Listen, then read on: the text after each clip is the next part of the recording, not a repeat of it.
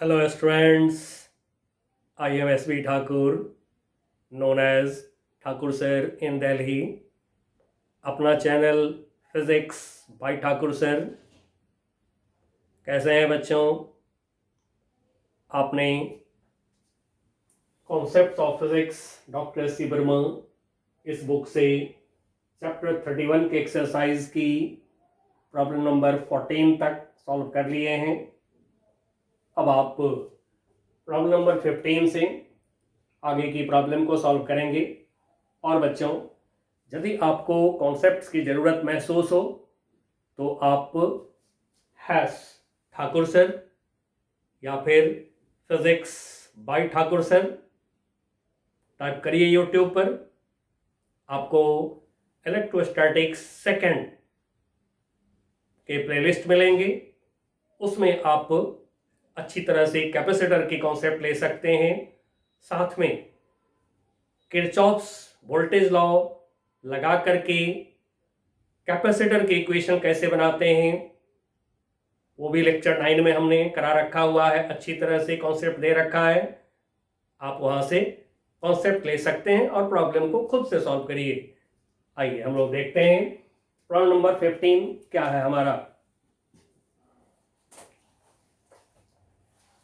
Problem number 15 में एक circuit हमें दिए गए हैं।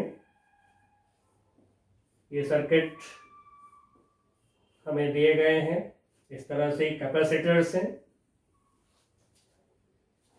कैपेसिटेंस 4 माइक्रोफैराड, 8 माइक्रोफैराड, फिर इसके आगे कैपेसिटर हैं।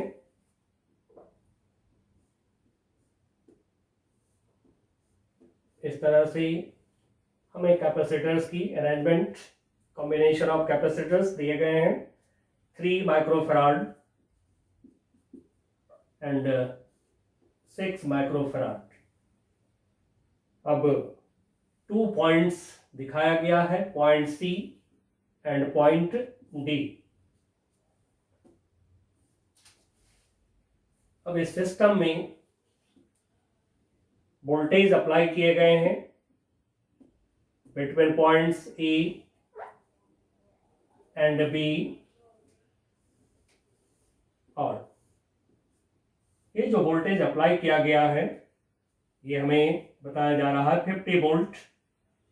मैं इसको भी मान रहा हूं, V इक्वल टू 50 वोल्ट।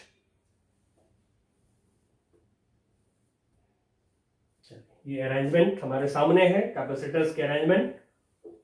अब क्वेश्चन हमारा कह रहा है take the potential of the point B in figure to be 0।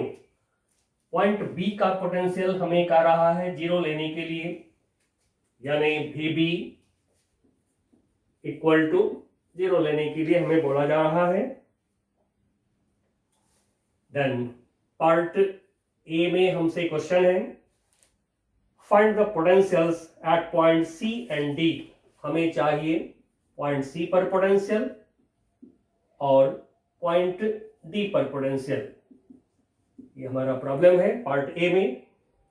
Part B में है if a capacitor is connected between C and D what charge will appear on this capacitor. यदि C और D point के बीच में एक capacitor को हम connect कर दें तो उस कैपेसिटर पर कितने चार्ज होंगे। चलिए देखते हैं हम लोग इसको सॉल्व करके। सबसे पहली बात तो पॉइंट सी पॉइंट डी पर पोटेंशियल निकालने के लिए हमें लेना होगा potential difference between point C and point B. Potential difference between point D and point B हमें लेना होगा। बी का पोटेंशियल 0 है तो फिर सी का निकलेगा। डी का पोटेंशियल निकालने के लिए फिर इसी पाथ में बी का पोटेंशियल हम 0 करेंगे। तो फिर हमें चार्ज चाहिए, इस पे चार्ज चाहिए, इस पे चार्ज चाहिए हमें। तो चलिए चार्ज निकालते हैं। सबसे पहले तो जो सिंपल तरीका जो मैंने आपको इससे पहले भी बताया है पहले के प्रॉब्लम में, जिस 2 पॉइंट पर पोटेंशियल डिफरेंस अप्लाइड हो उस 2 पॉइंट पर आप इक्वेशन यूज करिए C equal to Q by V। सिर्फ इस इक्वेशन को यूज कर देने से हमारे प्रॉब्लम सॉल्व हो जाते हैं। लेकिन ध्यान रहे जिस 2 पॉइंट पर वोल्टेज अप्लाइड है सबसे पहले उस 2 पॉइंट पर इस इक्वेशन को यूज करना चाहिए। ए पॉइंट और बी पॉइंट के बीच किसी भी एक कैपेसिटर पर ये बैटरी 50 वोल्ट पोटेंशियल डिफरेंस नहीं है। इधर से देखें तो किसी भी एक कैपेसिटर पर 50 वोल्ट अप्लाइड नहीं है। तो फिर हम क्या करेंगे, पॉइंट ए और बी के बीच हम ले लेते हैं इस पाथ में कितना कैपेसिटेंस है, फिर हम पॉइंट ए और बी के बीच में ले लेते हैं इस पाथ में कितने कैपेसिटेंस है, फिर हम उस पर ये इक्वेशन यूज कर लेंगे, हमें चार्ज निकल जाएंगे, पोटेंशियल डिफरेंस निकल जाएंगे। आइए पहले हम ए सी बी पाथ में सोचते हैं। इन पाथ ए सी बी, अब देखिए इस पाथ में ये 2 कैपेसिटर सीरीज में है। जैसा कि मैंने आपको बताया है, कभी भी जांच करना हो तो फिर आप क्या करिए, एक पॉइंट पर चार्ज दीजिए, एक जंक्शन पर चार्ज दीजिए। यदि चार्ज एक ही रास्ते में चले जाते हैं तो सीरीज कॉम्बिनेशन है, नहीं यदि चार्ज का डिस्ट्रीब्यूशन होता है, डिफरेंट रास्ते में चार्ज जाते हैं तो फिर वो पैरेलल कॉम्बिनेशन होता है। तो जो चार्ज इधर जाएंगे वो दोनों में होते हुए आगे बढ़ेंगे। एंड सो 4 और 8 माइक्रोफैराड कैपेसिटर दोनों सीरीज में है। अब इनका इक्विवेलेंट हम लेते हैं 1/C1, 1/4 plus 1/8 equal to LCM हमारा 8 हो गया, 2 plus 1 3/8 3/8 and so C1 equal to 8/3 microfarad. अब इन दोनों का इक्विवेलेंट कैपेसिटेंस हमें मिल गया, तो फिर इन दोनों के बदले में अब हमारे पास में एक कैपेसिटर हो गया जिसका कैपेसिटेंस है C1। Point A point B भाया C, और इस पर पोटेंशियल डिफरेंस अप्लाइड है कितना, 50 वोल्ट। तो फिर हम लगाते हैं C equal to Q by V इस कैपेसिटर के लिए। तो C1 चार्ज को मैं बोल देता हूं Q1 अपॉन पोटेंशियल डिफरेंस इसके क्रॉस 50 लगा दिया, Q by V C equal to Q by V लगा दिए। अब यहां से हमें जो भी मिलेंगे रिजल्ट, उसके बाद थोड़ा सा हमें सोचना है, सीरीज में यदि है कैपेसिटर तो उन सब पर चार्ज सेम होंगे, पैरेलल में है कैपेसिटर्स तो उनके पोटेंशियल डिफरेंस सेम होंगे, इतना ही सोचते जाना है। तो फिर यहाँ पर C1 की वैल्यू हम रखते हैं 8/3 Q1 upon 50 and so charge Q1 equal to हो गया हमारा 50 इंटू 8/3 माइक्रो कूलम।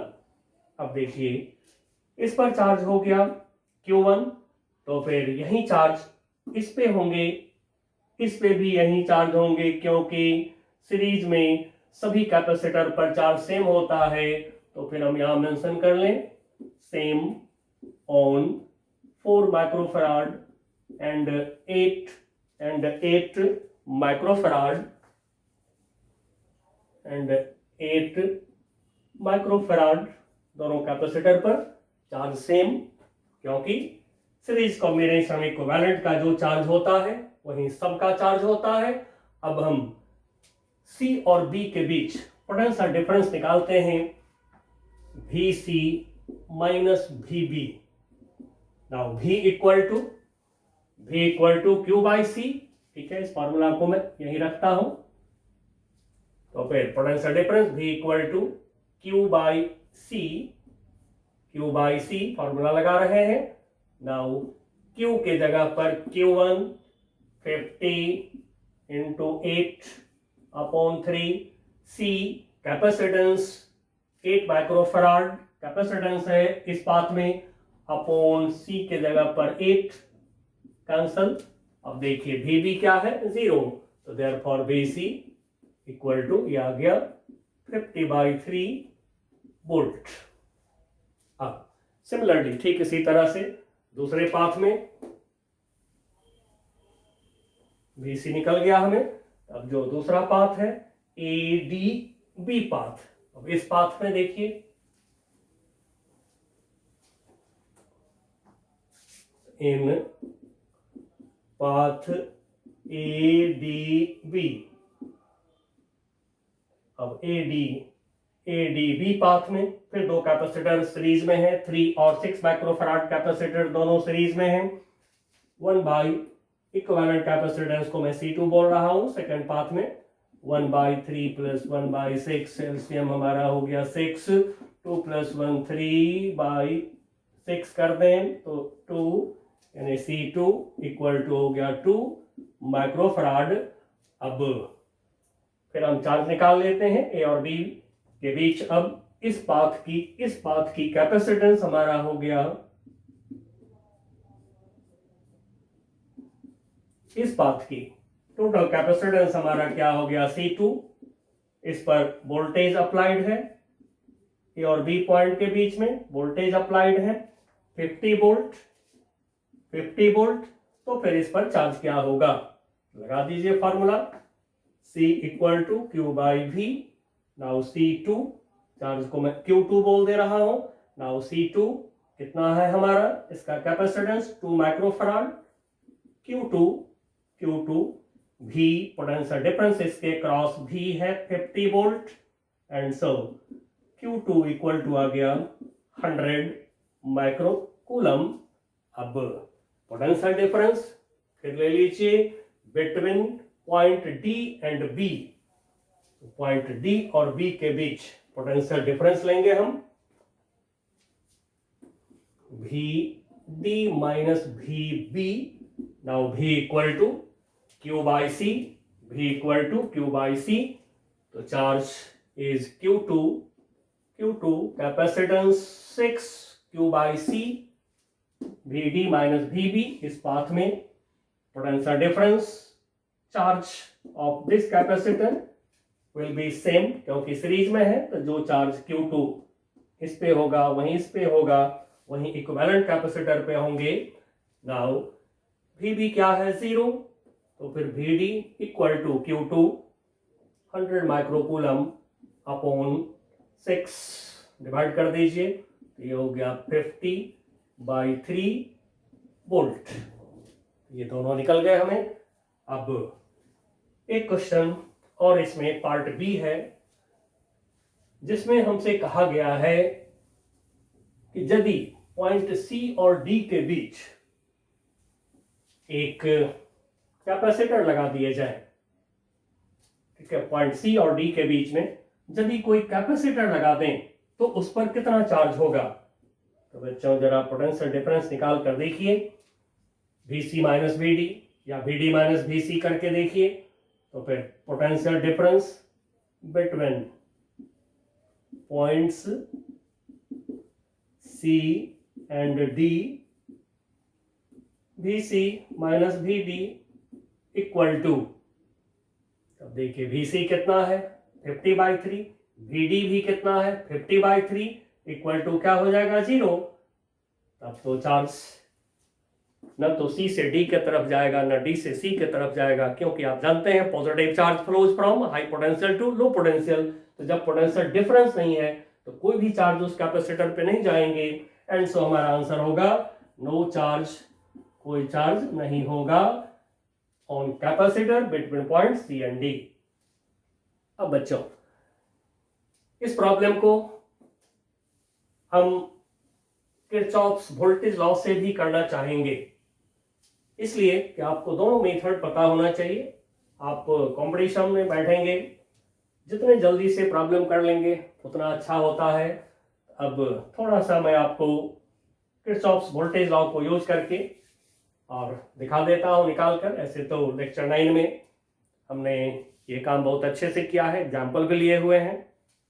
चलिए तब electrostatics lecture 9, electrostatics second part, 2 part में मैंने इलेक्ट्रोस्टैटिक्स का लेक्चर बना रखा है। इलेक्ट्रोस्टैटिक 1 जिसमें एनसीईआरटी चैप्टर 1 है, इलेक्ट्रोस्टैटिक सेकंड जिसमें एनसीईआरटी चैप्टर 2 है। उसी में लेक्चर 9 में हमने किरचॉफ्स लॉ ऑन कैपेसिटर दिखाया है, ये जगह बता दिया हूं, आप कॉन्सेप्ट देख सकते हैं वहां से। तो फिर लेते हैं अदर मेथड, दूसरा मेथड। अब ये दूसरा मेथड जो हमारा है, यूजिंग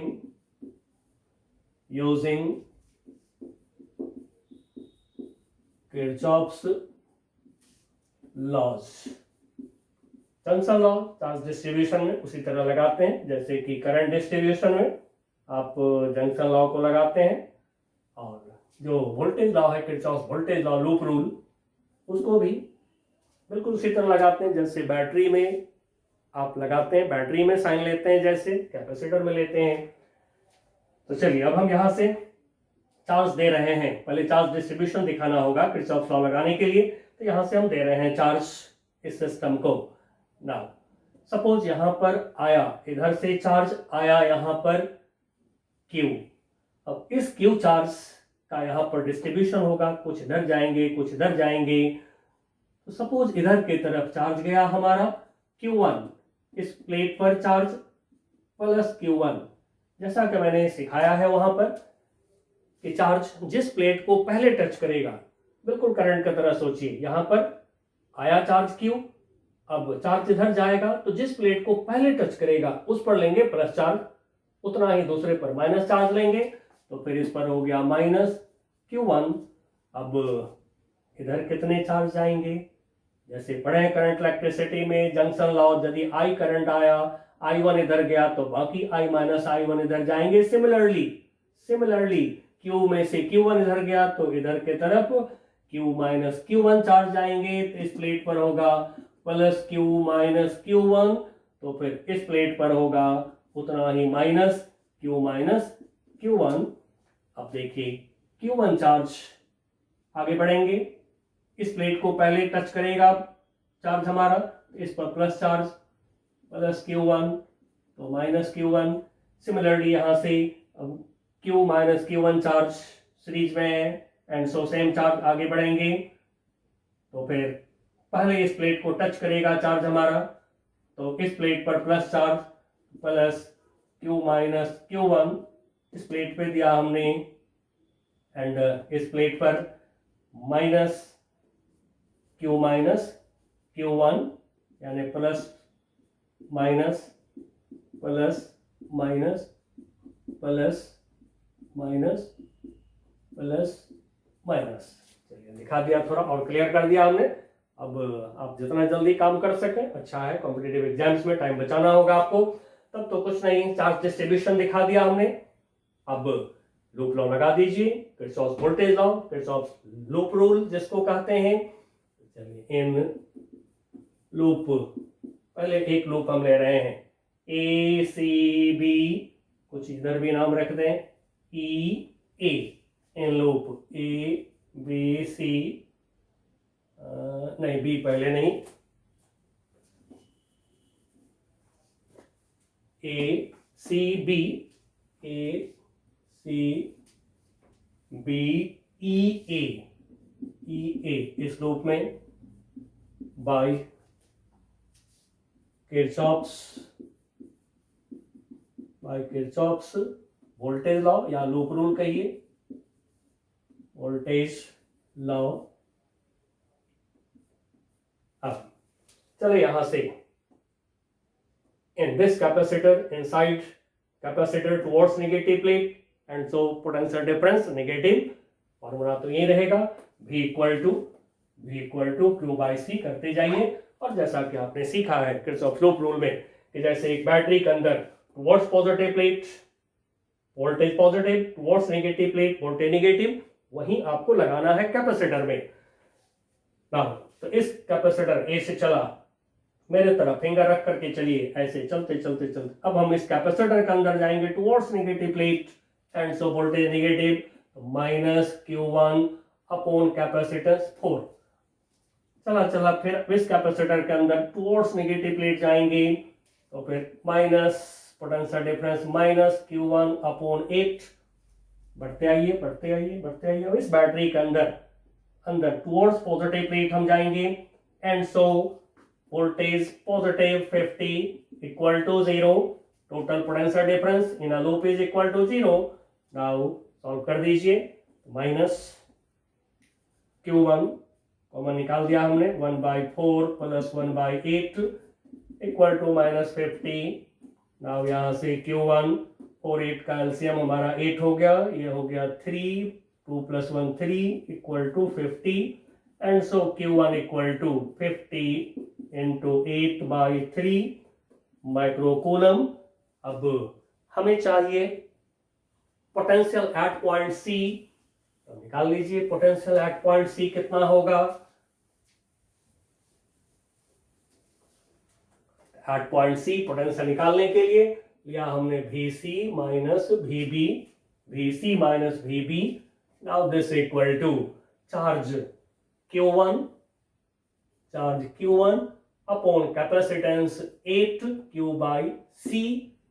अब आप कहेंगे क्या इसमें भी साइन लगा दे? नहीं, ये फॉर्मूला आप जब भी यूज कर रहे हैं तो 1 2 3 तीनों टर्म पॉजिटिव लेना है आपको। तो इसको लगाने के समय आपको एक कैपेसिटर पर जब आप फॉर्मूला इसको यूज कर रहे हैं तो साइन की जरूरत नहीं है। जब आप लूप लेंगे देन साइन कन्वेंशन आपको लगाना है।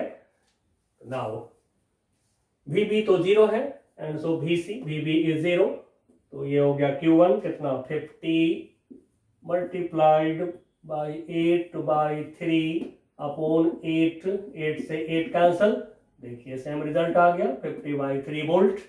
सिमिलरली अब हम ले लेते हैं, या तो ये वाला लूप ले लें हम, या फिर कोई ये वाला लूप ले लें, ऐसे ले लें, जैसे मर्जी हो। आप एक लूप लीजिए, कोई भी एक लूप।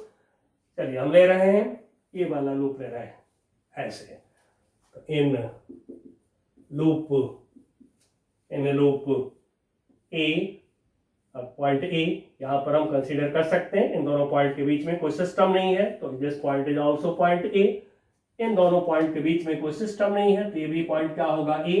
तो चलिए ए इन loop A C B A, नहीं B, sorry B, point B in loop A C B B A, ये ले लिया हमने। अब इस लूप में लगाइए एक चक्कर, चलते हैं towards negative plate and so voltage negative minus Q1 upon 4। फिर इस कैपेसिटर में towards negative plate voltage negative minus Q1 upon 8।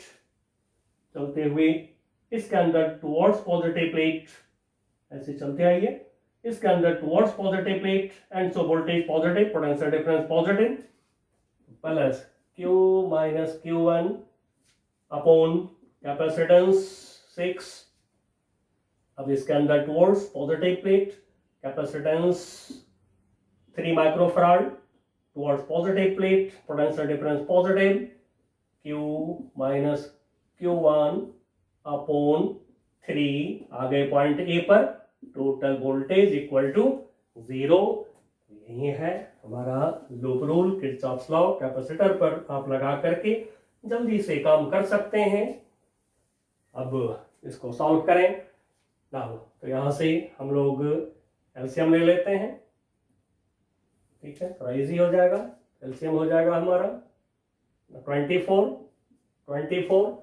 Now 24 4 6 जा -6 Q1, 8 3 जा -3 Q1, 6 4 जा 4 से दोनों को मल्टीप्लाई अलग अलग ले लीजिए, Q माइनस 4 Q1, फिर 3 8 जा 8 से दोनों को multiply 8Q minus 8 Q1 equal to 0। Now cross multiply ले लें, ये कितना हो जाएगा 6 3 9 9 13 13 और 8 21 minus 21 Q1 4Q 8Q 12Q equal to 0। अब यहां से हम Q निकाल सकते हैं, Q1 मालूम है, Q निकल जाएंगे, तो फिर 12Q equal to 21 Q1, therefore Q equal to, ये हो गया हमारा, इसको 3 से सॉल्व कर दें, 3 4 जा 3 7 जा, तो फिर Q इक्वल टू हो गया 7 Q1 बाई 4 अब Q माइनस Q1 निकाल लीजिए। Q माइनस Q1 कितना होगा, वैल्यू बाद में रख लेंगे।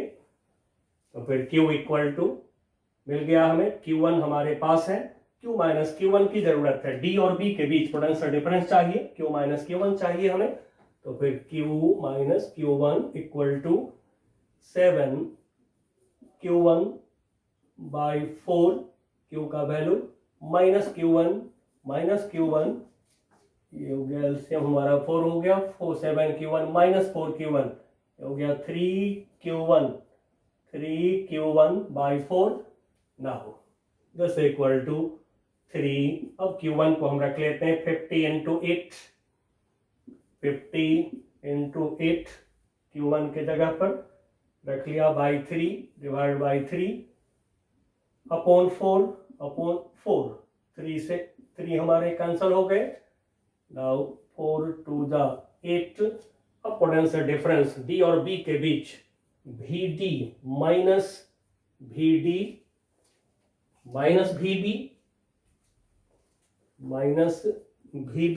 इक्वल टू, अब हम ये फॉर्मूला डाल रहे हैं तो फिर V equal to Q by C। ठीक है, अब इसमें साइन नहीं लगेगा जैसा कि आप जान रहे हैं। तो फिर ये हो गया Q minus Q1 and upon capacitance कितना है 6। तो फिर ये हो गया हमारा 50 टू जा ये तो 100 है, 100 माइक्रो कूलम। तो ये हो गया 100 बाई 6। तो फिर 2 से डिवाइड करें, this equal to 50 by 3 volt. क्या देखा बच्चों, दोनों में से कौन सा मेथड आपको अच्छा लगा? आप खुद सोचेंगे, ऐसे तो दोनों ही अच्छा है, बट ये आप पर डिपेंड है कि आप किसको बेटर मानते हैं। बट दोनों मेथड आ गया आपके हाथ में तो बढ़िया है कि आप कोई भी एक मेथड को यूज करके अपना प्रॉब्लम सॉल्व कर लेंगे। चलिए, तो ये था loop rule in capacitor circuit. इसी तरह से आप सारे लेक्चर्स पर नजर रखिए, फिर आप खुद से प्रॉब्लम कर सकते हैं। और खुद से प्रॉब्लम करना जरूरी है।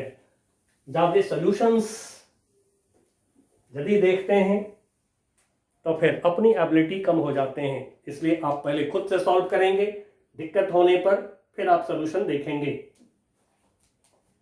नेक्स्ट प्रॉब्लम पर हम आ रहे हैं, प्रॉब्लम नंबर 16। क्या है 16 में? एक सर्किट यहां भी हमें दिखाई दे रहा है। ये है एक कैपेसिटर, 2 कैपेसिटर्स, एक की कैपेसिटेंस C1, दूसरे का भी C1 बोला गया है।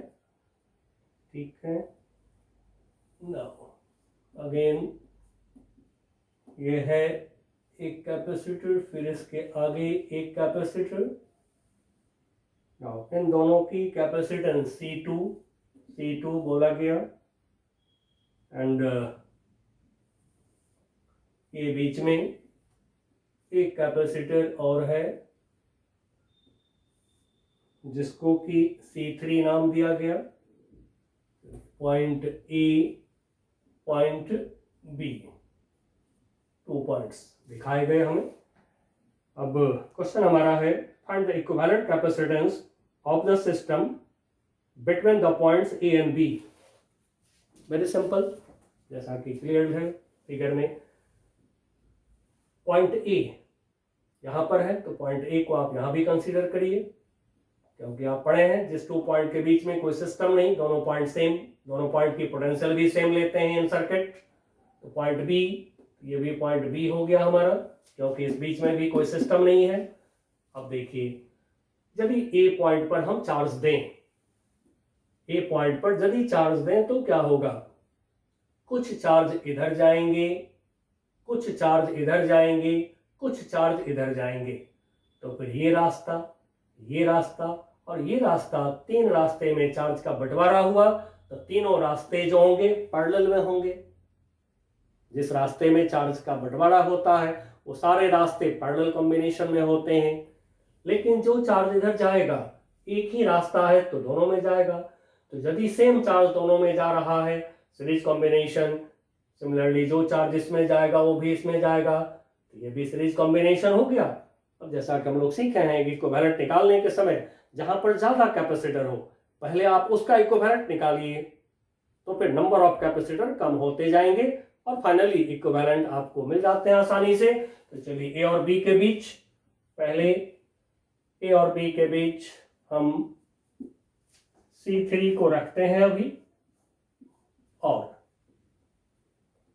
Point A point B, small A small B. अब C1 C2 का इक्विवेलेंट निकालते हैं।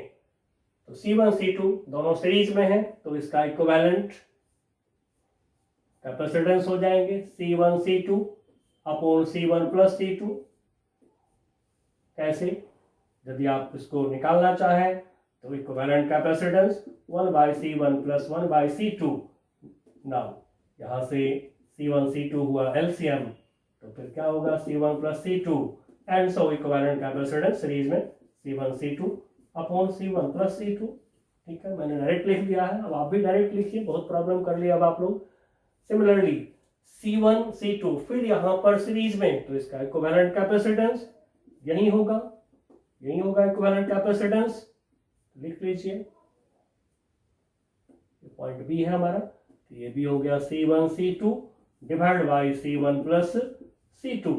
अब देखिए 1 2 3 capacitor between point A and point B, ये तीनों जो है पैरेलल में है, and so equivalent capacity, net capacity जो हमारा होगा C equal to C1 C2 upon C1 plus C2 plus C3 plus C1 C2 upon C1 plus C2। अब देखिए इसको दो टर्म एक जैसा हो गया, तो इसको हम ऐड कर लेते हैं। ठीक है, ये है हमारा equivalent capacitance between points A and B, तो फिर इसको हम ऐसे लिख लें 2 C1 C2 upon C1 plus C2। ठीक है, दो बार आ गया, 2 से मल्टीप्लाई ले लीजिए, प्लस C3। ये आंसर हो जाएंगे हमारे। न्यूमेरिकल वैल्यू होता तो न्यूमेरिकल वैल्यू रख लेते। तो इस तरह से सीरीज पैरेलल कॉम्बिनेशन में आराम से आप काम करते चलिए।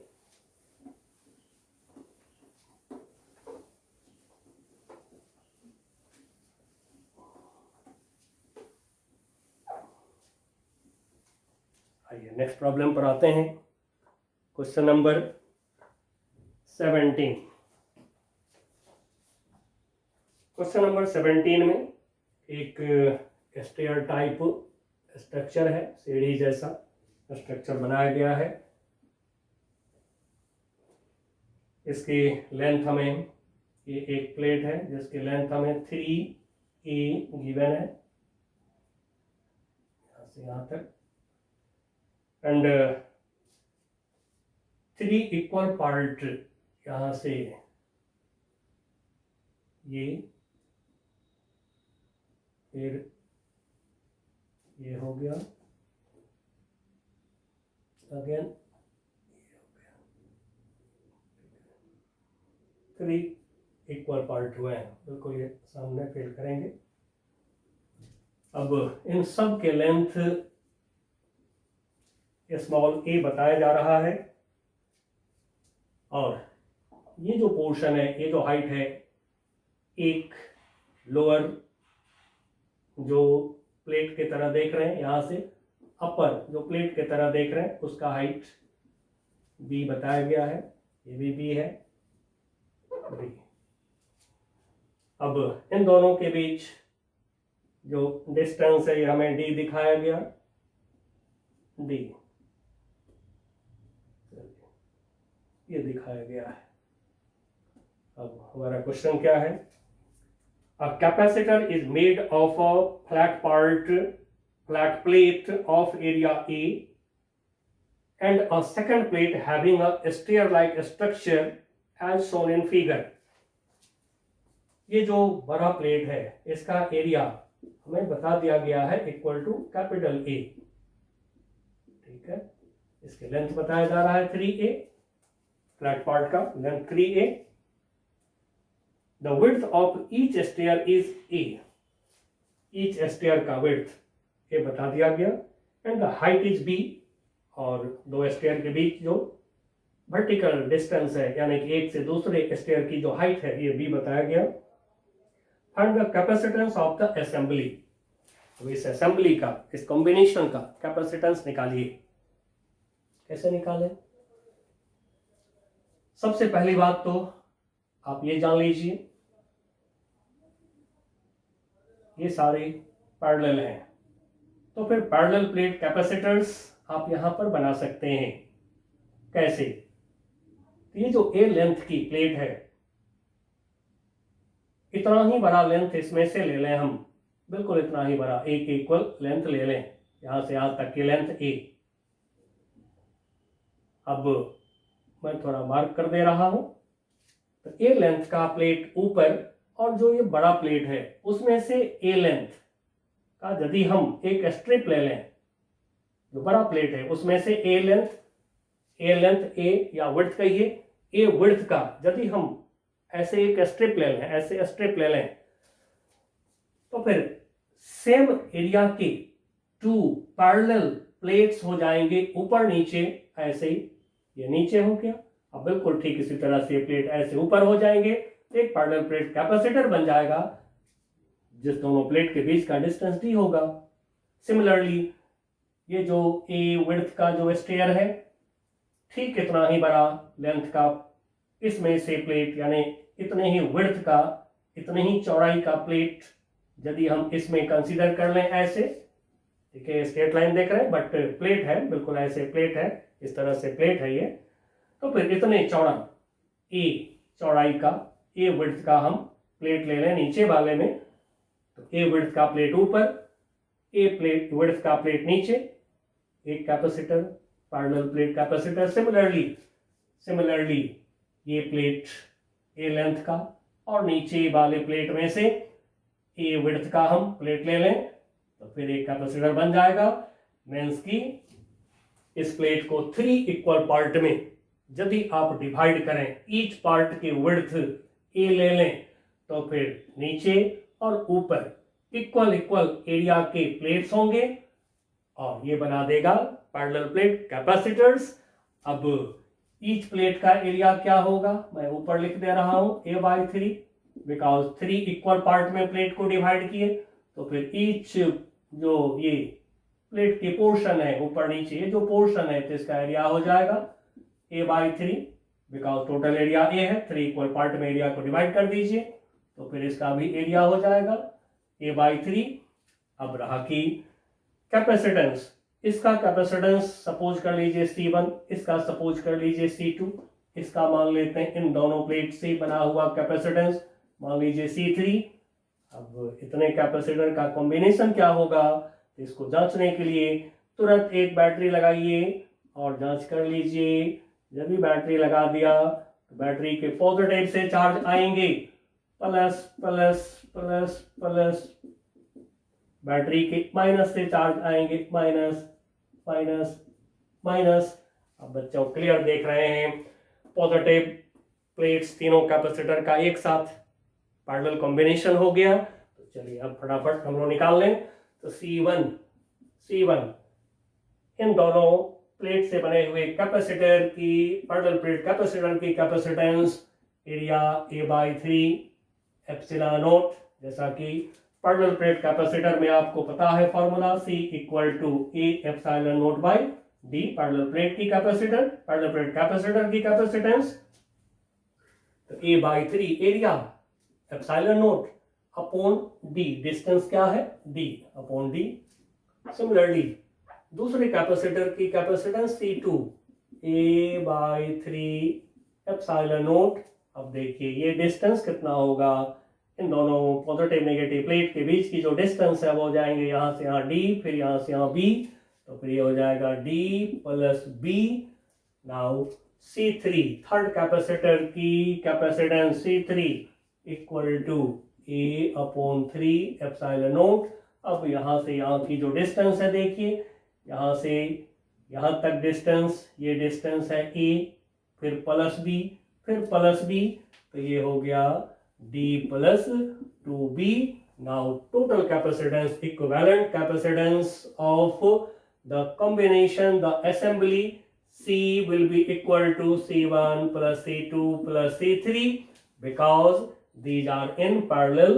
ये हो गया in parallel combination. बस और सबको ऐड कर दीजिए, सारे को ऐड करिए. Now this equal to A/3. सब में देख रहे हैं कॉमन है, एप्सिलॉन नॉट भी सब में कॉमन है, कॉमन निकाल लीजिए. फिर अब सोल्यूशन है, सोल्यूशन तो आप आराम से कर सकते हैं. 1/d plus 1/d plus b plus 1/d plus 2b. बस अब इसको एलसीएम लेके सोल्यूशन करना है. चलिए थोड़ा मैं भी कर देता हूं और आप खुद ही कर सकते हैं. ले लिया यहाँ एलसीएम हम लोगों ने. d plus b d plus 2b. Now nominator में आ जाते हैं.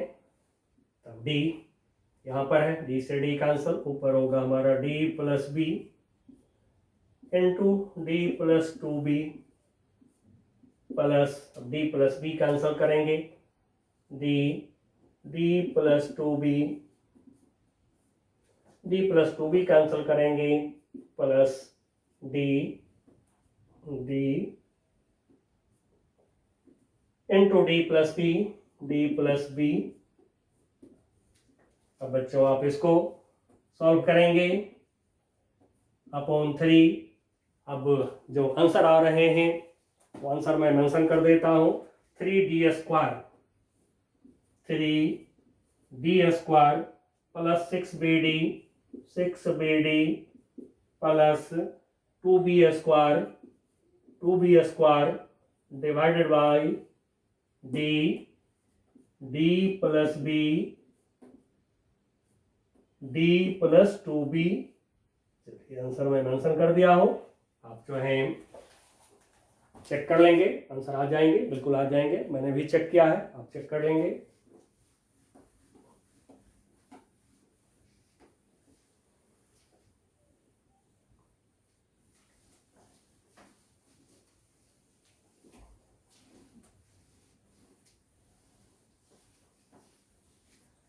नेक्स्ट प्रॉब्लम पर आते हैं. Problem number 18. अब ये सिलेंड्रिकल कैपेसिटर, इसको मैं नहीं टेकअप कर रहा हूं क्योंकि हमारे सिलेबस में ये नहीं आ रहे हैं. Number 19. 100 picofarad capacitor is charged to a potential difference 24 volt. एक कैपेसिटर है जिसका कैपेसिटेंस 100 पिकोफैराड है. A charge to a potential difference of 24 volt. V1 24 volt. It is connected to an uncharged capacitor. अब दूसरा कैपेसिटर अनचार्ज है. Capacitance इसका बता रहे हैं 20 picofarad. What will be the new potential? अभी अनचार्ज है दूसरा कैपेसिटर, तो पोटेंशियल डिफरेंस क्या होगा इसका? 0. What will be the new potential difference across the 100 picofarad capacitor? यानी हमें चाहिए पोटेंशियल डिफरेंस ऑफ 100 पिकोफैराड. ये हमारा क्वेश्चन है, ये हमें चाहिए. अब देखिए बच्चों, हमने लिया एक कैपेसिटर, इसकी कैपेसिटेंस C1 अभी मैं लिख दे रहा हूं. इस पर हमने 24 वोल्ट अप्लाई किया, तो फिर इसके पोटेंशियल डिफरेंस 24 वोल्ट हो जाएंगे. अब दूसरा कैपेसिटर अनचार्ज है. जब दूसरे कैपेसिटर को आप ज्वाइन करेंगे,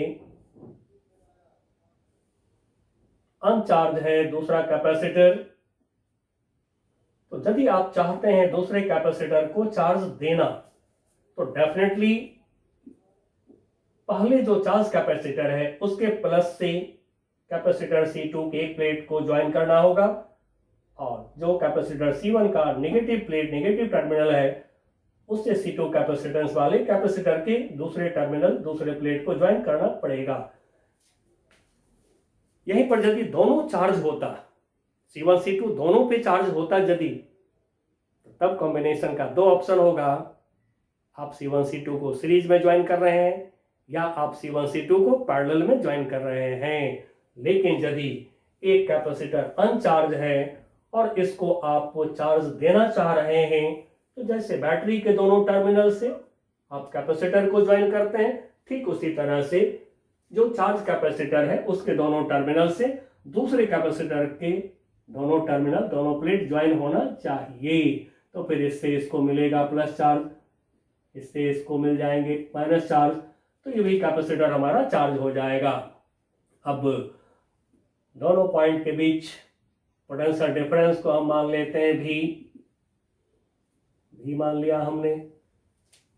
यदि आपको कॉमन पोटेंशियल वाला फॉर्मूला जो डिराइव करते हैं क्लास में याद हो तो भी लगा सकते हैं, या नहीं तो फिर अब आप देख रहे हैं कि भी है सेम, दोनों कैपेसिटर का पोटेंशियल डिफरेंस भी है सेम, तो फिर यहाँ पर हम लोग क्या करें, भी का पता लगा लें किसी एक कैपेसिटर पर पहले डालिए अपना equation C equal to Q by V, या फिर कॉमन पोटेंशियल एक बार में चलिए निकाल देते हैं, C1 V1 plus C2 V2 divide by C1 plus C2। Now C1 V1 100 into 24, C2 V2 is 0, now C1 plus C2 120 कर दीजिए सॉल्व, सिंपल है बिल्कुल। ये हो गया हमारा 100 multiply 24 upon 120, now equal to हो गया 20 वोल्ट। या नहीं तो फिर जैसे कॉम्बिनेशन में काम करते आ रहे हैं वैसे भी कर सकते हैं, यही रिजल्ट आएगा आपको।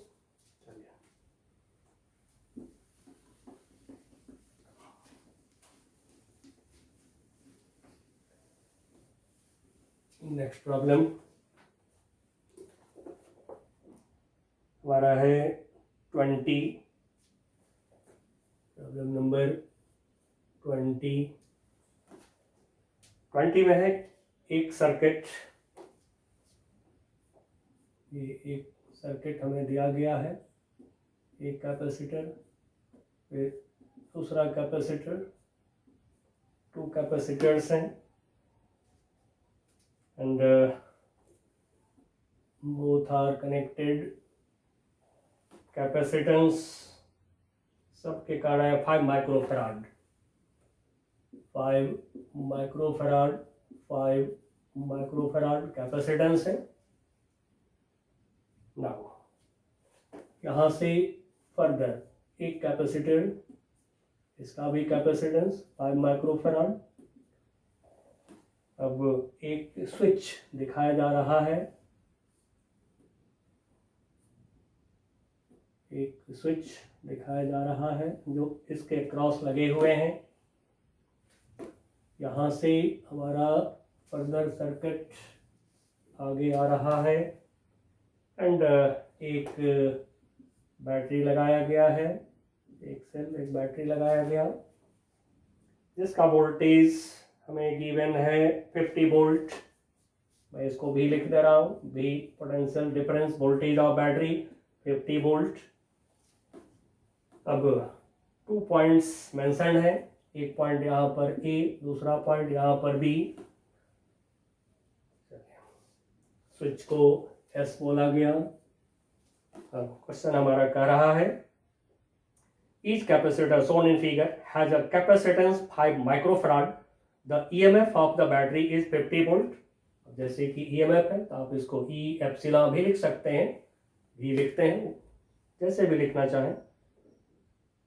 How much charge will flow through AB if the switch S is closed? यदि स्विच S को क्लोज कर दें तो इस AB वायर में कितना चार्ज फ्लो करेगा। चलिए निकालते हैं चार्ज को। अब कुछ हम पॉइंट का नाम रख लेते हैं। अब जैसे पॉइंट B है तो यहाँ पर आप पॉइंट B लिख सकते हैं। चलिए मैं X लिख देता हूँ, यहाँ पे Y लिख रहा हूँ। अब हम क्या करें, तो चार्ज का पता लगाना है तो पता लगाइए स्विच क्लोज करने से पहले कितना चार्ज है सिस्टम में, फिर स्विच क्लोज करने के बाद सिस्टम में कितना चार्ज है। जो चार्ज का डिफरेंस होगा वही difference of charge. A B wire के थ्रू फ्लो करेंगे। तो फिर देखते हैं पहले, when switch S is open, when S is open, जब स्विच एस ओपन है हमारा, अब देखिए एक्स और वाई पॉइंट पर 50 वोल्ट अप्लाइड है, तो एक्स और वाई के बीच में इक्विवेलेंट कैपेसिटेंस हम निकाल रहे हैं। तो फिर यहाँ पर हम कुछ नाम देना चाहेंगे, तो ये वाई पॉइंट है, ये भी पॉइंट वाई होगा, ठीक है। तो फिर एक्स और वाई के बीच एक इस पॉइंट को नाम दे देते हैं, मान लीजिए जेड।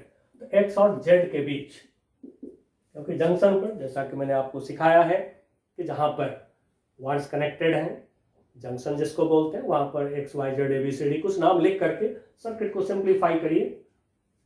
तो एक्स और जेड के बीच इन दोनों कैपेसिटर पैरेलल में है, तो इसका इक्विवेलेंट क्या होगा, C1 plus C2, 5 plus 5 10 microfarad. फिर जेड और वाई के बीच, ये पॉइंट हो गया हमारा जेड, जेड और वाई के बीच में 5 माइक्रोफैराड के कैपेसिटर हैं, पॉइंट हो गया वाई। नाउ एक्स और वाई के बीच ये बैटरी लगे हैं 50 वोल्ट। चलिए सिंपल हो गया, अब ये हमारा सर्किट सिंपल हो गया। अब एक्स और वाई के बीच वोल्टेज में पता है, तो फिर पहले एक्स और वाई के बीच लगाइए C equal to Q by V. मैंने तो एक ही फॉर्मूला बोला है आपको, C equal to Q by V लगाते रहिए और इससे आपके प्रॉब्लम सॉल्व होते रहेंगे। तो फिर हम पहले इन दोनों का इक्विवेलेंट निकालेंगे, क्योंकि एक्स वाई दो पॉइंट के बीच में ये बैटरी है, किसी एक कैपेसिटर पर ये बैटरी नहीं लगे हैं। तो फिर equivalent capacitance between X and Y 1/C, इसको C1 बोल देता हूँ, इक्वल टू 1/10 प्लस 1/5, एलसीएम हो गया हमारा 10, 2 + 1 3/10, C1 इक्वल टू ये हो गया कितना 10/3 माइक्रोफैराड। नाउ अब चार्ज निकाल लें, लगा दें इस इक्वेशन को। तो फिर Q equal to C1 into V। Now C1 10/3 and V is 50 volt. Now this equal to 500 upon 3 microcoulomb. अब स्विच S को क्लोज करते हैं। When switch S is closed, अब बच्चों जैसे ही स्विच S को हम क्लोज करेंगे, क्लोज करते ही क्या होगा, अब ये जो पाथ है, इस पाथ में कोई सिस्टम नहीं होंगे। स्विच का काम ओनली करंट को अलाउ करना, रोकना होता है। स्विच कोई रेजिस्टेंस ऑफर नहीं करता है, ठीक है। सर्किट में स्विच का पर्पस हमेशा प्रॉब्लम में ध्यान रखेंगे, या कभी भी हमसे कोई पूछा जाए स्विच का काम क्या है, तो स्विच का काम रेजिस्टेंस अप्लाई करना नहीं है। स्विच का काम है करंट को अलाउ करना और करंट को अलाउ नहीं करना।